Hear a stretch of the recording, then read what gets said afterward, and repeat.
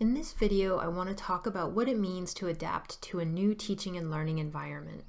This can often be intimidating, but there are also a lot of opportunities that can come with this change. So I want to talk about that, the strengths, the challenges, and to ask you to consider some fundamental questions about your teaching style and your course so that we can better help you determine how we'll make that adaptation from a face-to-face environment to the online or hybrid environment. When I work with faculty on this type of adaptation, the first thing we talk about is that the environment is changing, but you are not changing. And it's really crucial to have a good idea of who you are as a teacher and what you value in your teaching, because that's what we most want to make sure that we find ways to adapt those values into the online learning space. So I'm going to start with some guiding questions. These are just for you to think about. Who are you in the classroom, and what do you most value in your teaching practice? Most of us have a teaching persona, and when we enter the classroom, we come with what we're comfortable with. So some of us prefer lecture classes where we take student questions in a structured way. Some of us prefer active learning or discussion-based classes where we like to field student questions or have interactions on the fly that are less structured. And it's important for you to reflect on who you are in the classroom and what strengths you bring to your teaching practice. What do you value in your interactions with students? Do you structure those interactions and ask students to use existing structures such as office hours? Do you come to class early or stay after class to have those more on-the-fly interactions with students? Think about how you typically interact with students and how you want to interact with your students. What do you value in your students' interactions with each other? Do you create opportunities for group work or for students to be asking each other questions or students to lead the class? Is that something you're comfortable with? Or do you structure your classroom in such a way that you have the outline and need to guide students through the content? So thinking about in your classroom, how do students typically interact with each other? And what are the strengths of that? What might you want to change about that as you adapt to the new environment? What do you value in your course content and materials? What do you love about your subject matter? And how do you bring yourself to that content and to those materials? If you are someone who is a great storyteller and you do a lot of lecturing in your course, then we want to work with you to really find ways to bring that into the online environment so that you might be creating that type of recorded lecture content for your students that they can access on their own time. And you may not have thought about this yet, but I do want you to consider what you value about online learning. What are the potential strengths of this new environment? Research tells us that one of the important factors that predicts student success in online courses is the instructor attitude toward online learning and toward the online learning environment. So it's important to be aware of that about our own previous experiences, potentially our own biases, and thinking about how we can negotiate those, how those might be conveyed to students, and then what it is that we value about the online learning environment. I do a lot of work with faculty who are teaching online or a different modality for the first time, and the advice that I always start with is don't translate, interpret. So that comes from language, right? So translation is usually written, and translation looks like this. Ni hao means hello, right? It's one-to-one. That's translation. Interpretation is a lot more complex. Interpretation is verbal, and it means that we have to consider all sorts of contextual clues and cultural associations, and it becomes much more nuanced than what we see with that direct one-to-one translation. how does this apply to your online course adaptation or your hybrid course development? Well, I think you really want to focus on interpreting your course, not translating your course. So we're not going to take what you've done in the traditional face-to-face classroom, pick it up and put it into Moodle. It's just never going to happen. And I think you'll be frustrated if that's the approach that you try to take. This is why we want to focus on some of the fundamentals of your course and what you value so that we make sure we help you interpret that into the online space rather than thinking about this process as a one-to-one translation. Briefly, I want to talk through some examples of fundamental course decisions that you'll need to make, and hopefully you're thinking about these already. The first is your course synchronous or asynchronous? Or what elements of your course are synchronous and what elements are asynchronous? Synchronous is what we're usually used to with face-to-face courses. So that's the time that you spend together with your students in the classroom. And if you're teaching a hybrid synchronous course, then you'll want to think about what you're doing with that synchronous time together. You might be teaching a hybrid virtual course, so you will have synchronous time with your students. And it means that you both need to be in a place at a time and that you meet on a video conferencing platform, so Zoom or Big Blue Button typically. Asynchronous is much more common in fully online courses, and that will also be the structure of the content that will support your hybrid course component. So with asynchronous learning, the role of the faculty member is to design the course and to make sure that it's easy to navigate, to create content that students can access asynchronously, so perhaps a lecture video, as well as the assessments to make sure that students are watching those videos and that they're understanding course concepts. So there's a lot of design work that goes into structuring a high-quality asynchronous learning experience. The questions that I always talk to faculty about are what must happen synchronously and what can be asynchronous. And often the more we talk about it and the more we brainstorm, the less we find must be synchronous.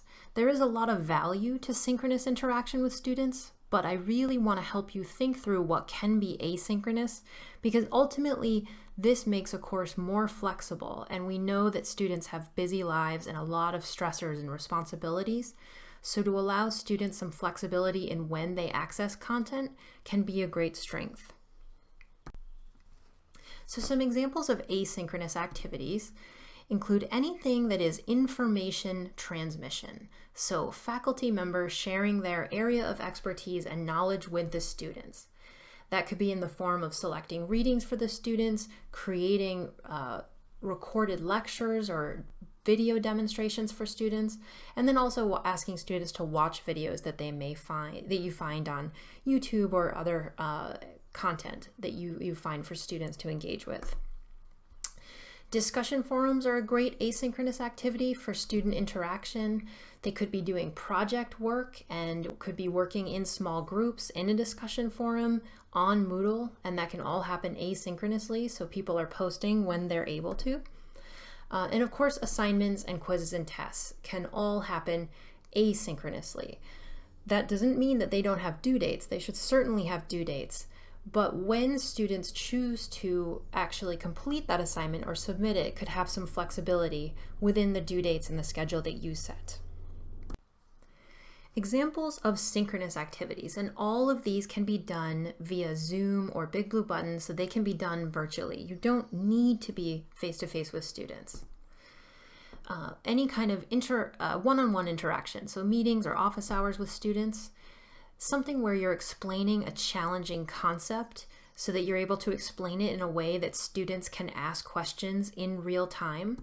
So this could look like a class Q&A session. Maybe the class has done a problem set and you've looked at those and you can see that there's some common misconceptions or errors and you want to go through that together step by step.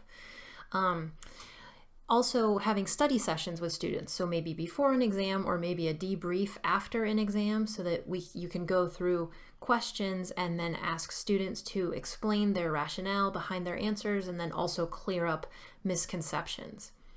The one thing I really want to urge you to think about when it comes to explaining challenging concepts is Whatever it is you would want to explain synchronously with students, think about creating that content also in a form that explains it to them asynchronously. So a short lecture video or a short demo. And the reason is that students can then access that as many times as they need to. So they can watch you solve that problem over and over, and that can help them learn it themselves and practice and model that. You may be in a field where it's important to role play or practice interactions, and synchronous meetings can be great for that. You can have students in a Zoom breakout room where they're talking with each other or practicing with each other and then giving feedback, and you're checking in with them. And then just in a very broad sense, there's a lot of opportunities for active learning, and that's usually going to be a combination of synchronous and asynchronous elements. And we're happy to talk with you more about your specific goals.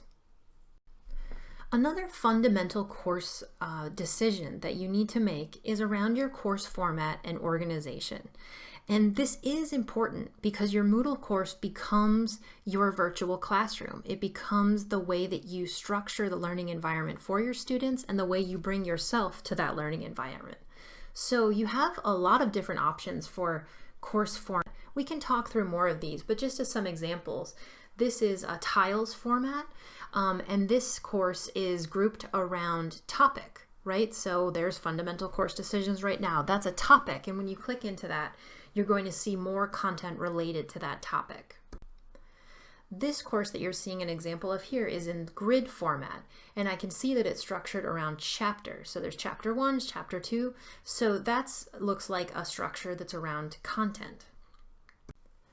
This is an example of a course that is using a weekly format to structure content, and so when you click on that week, you find yourself inside of it and you see the associated content. And you can see that they all look a little bit different and are actually fundamentally structured a little bit different. The next thing I want to talk about is the course schedule and rhythm. So what do I mean by that? In a fully online course, or in a hybrid course with one synchronous meeting a week, you're going to have a lot of unstructured time. And a lot of us are really used to the traditional format of, say, a Tuesday, Thursday class. And that sort of class has a natural rhythm that's built into it. Students have homework that is due before class on Tuesday. They probably have more homework to do on Wednesday that's due on Thursday. And then they'll have more to do between Thursday and Tuesday, and repeat. So there's a natural rhythm built in. But in a fully online class, you'll need to think about how to really structure the time for you and students and be as transparent about that as possible and as consistent as possible. And the reason for that is that you're going to help students manage their time. So you could create a course calendar or use the calendar in Moodle and ask students to be using that. But when I'm talking about a rhythm, my recommendation is think about what activities you will do on a consistent basis, and think about having one of those activities due every week. Probably multiple of those activities due every week. So every week you could have a vocabulary quiz. Every week you could have a critical thinking discussion forum. And if you do choose to have those recurring elements, then also think about having consistent due dates. So for example, your discussion forum may be due every Sunday night by 11:59 p.m. And if you can establish that consistency from the very beginning, you're going to help students stay on track and help students know how to plan their own time. The piece I want to end on as we talk about these fundamental course decisions is communication. Communication is key to student success in online and hybrid courses because communication is an important form of connection, and students need to feel connected to you and connected to each other. So some important questions to think about. How will you communicate with students? Are you going to use their BCC email addresses and send emails through Outlook to an email list? Are you going to use QuickMail in Moodle? Would you consider using the Navigate platform to send text messages to your students? How will students communicate with you? Can students set up a Zoom call with you between a certain hours of the day? Or Can you set up a Google Voice number that would allow students to send you text messages? Or is that something that you would find totally inappropriate? Whatever ways you want students to be communicating with you, that should be a very clear expectation set with your students. And then how will students communicate with each other? Is there a way that you can help facilitate that communication? Could you help with creating small study groups, or could you create an ungraded discussion forum where students can ask and answer questions for each other? So no matter what it is that you choose, you want to make sure that the expectations are clearly communicated to students, because in the online environment, we need to be more intentional and more transparent with every choice and every system that we design for our course. So think about these questions and then think about how you'll clearly communicate these expectations to your students. We would love to talk to you about this or anything else, so you can always send us an email at moodlehelp@berkshirecc.edu.